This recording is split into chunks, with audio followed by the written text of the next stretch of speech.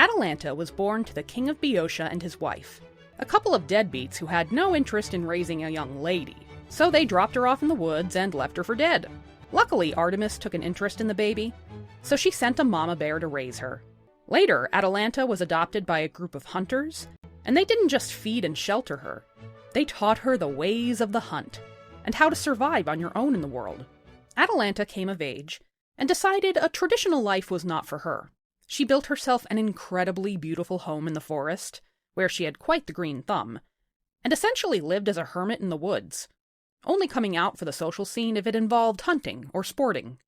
Most significantly, she declared herself a lifelong single and dedicated herself as a virgin to her idol Artemis. Considering the instances of Atalanta's life, this isn't surprising.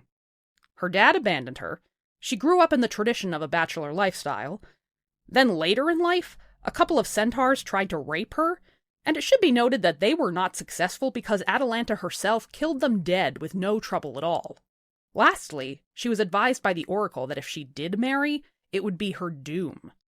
So yeah, I'd go live as a virgin hermit in the woods too. The young woman became quite famous as a result of the Caledonian boar hunt. This was a demon boar that Artemis sent to terrorize the people of Caledonia, because their king didn't honor her with a sacrifice. Sacrifice to the goddess, lest she sacrifices you. So the king needed to round up an all-star hunting party to take this monster down. This party included the king's son Meleager, Jason of the Golden Fleece, Theseus of the Minotaur, Castor and Pollux, sons of Zeus, some other bros I don't care about, and Atalanta, the sole female hunter among them. And the guys were lucky to have her, for it was Atalanta who first struck the boar.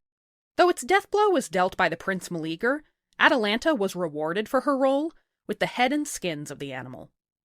Well, that may have been why she was rewarded. It may also be because Meleager was smitten with her.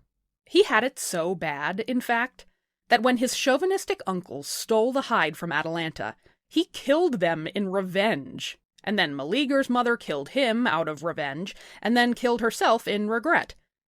You know, sometimes it's nice to have a boring life. Now, everyone in Greece knew that Atalanta was one of the best hunters in the land. Not only that, she was famous for how fast a runner she was. She was in a unique position. She got to enjoy activities that not a lot of women partook in, and the celebrity she gained allowed her to do more. She joined the Argonauts on their journey, invoking the protection of Artemis to make sure no man could assault her without revenge from the gods.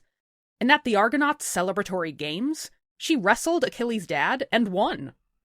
Things seemed to be going great for Atalanta, but sure enough, some man would come around to ruin it. And this man was her deadbeat dad, the king of Boeotia.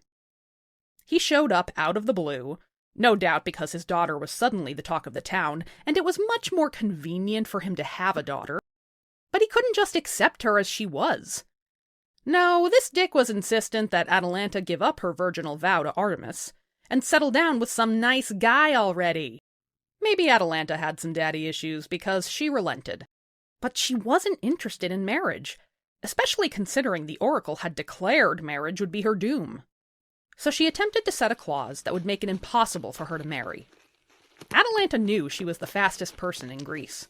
So she said, "Sure, I'll marry, if the guy can beat me in a race. And anyone who wastes my time and loses will also forfeit their life." Some virgins make this a reluctant choice by Atalanta, as if she is hoping to scare off potential suitors.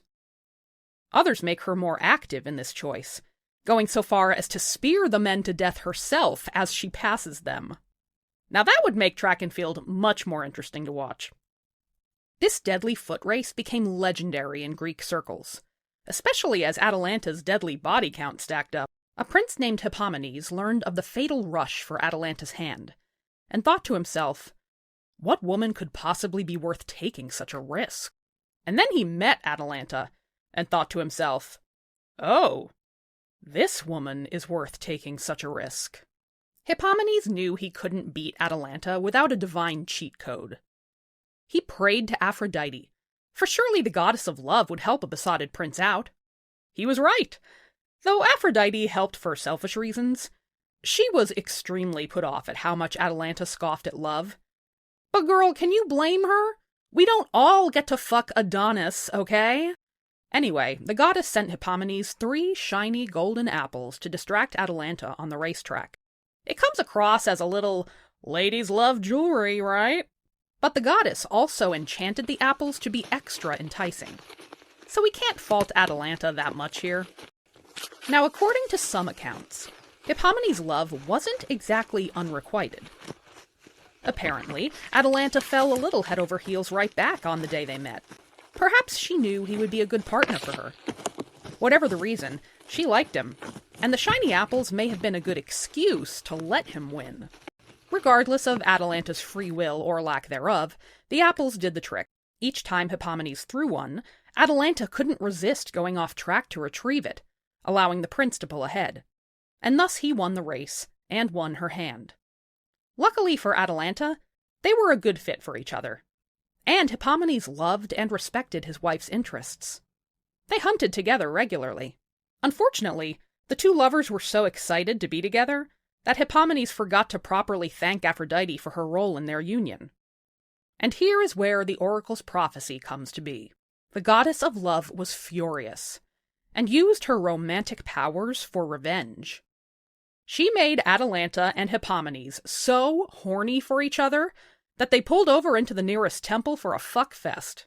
In some accounts, the temple belonged to Zeus, and in some it belonged to Cybele, the mother of gods. Whoever it belonged to, they didn't like their temple being desecrated in such a way. So Cybele, or Zeus if you like, transformed the couple into lions. In my humble opinion, this is a pretty mild curse. Being a lion today seems pretty fraught, but it was probably pretty awesome back then when there were lots more of them and guns didn't exist. Plus, after her death, Atalanta was given a coveted afterlife in the Elysian Fields, where she got to run heavenly races for eternity. I'm still pretty sore at her dad for ruining Atalanta's perfectly good life, but at least she seemed pretty happy at the end.